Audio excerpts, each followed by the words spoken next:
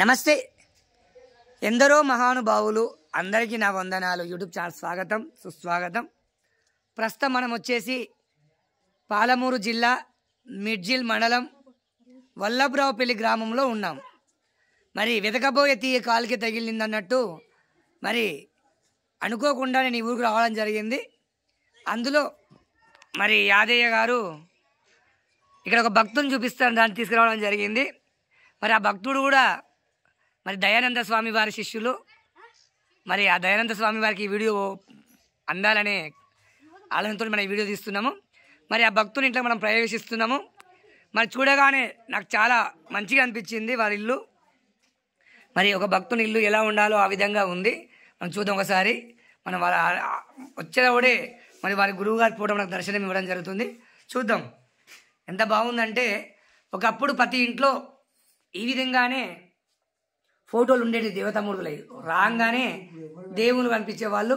మరి ఈరోజు దేవుళ్ళ ఫోటోలు మాయమయ్యాయి. మరి ఏవో ఫోటోలు వెలుస్తున్నాయి. మనం చూద్దాం. ఫస్ట్గా గీతా సారాంశం దర్శనమిచ్చింది. గతమంతా మంచే జరిగింది, సారమంతా ఇందులోనే ఉంది. విశ్వరూప సందర్శన యోగము.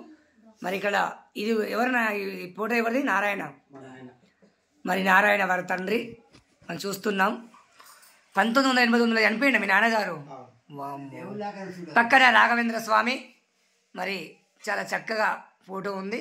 పార్వతి పరమేశ్వరులు, అదేవిధంగా ఆంజనేయ స్వామి, కృష్ణుడు, లక్ష్మీదేవి, శ్రీరాముని పట్టాభిషేకం పూర్తిగా ఫోటో కూడా మనకు కనిపిస్తుంది.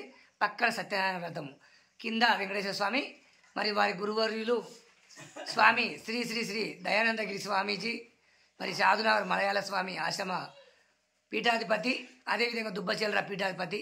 మనం చూస్తున్నాం. వారి శిష్యవర్గం మనం ఇక్కడ చూసాము. మరి వారి ఇంట్లోనే ఉన్నాము. అనుకోకుండా రావడం జరిగింది.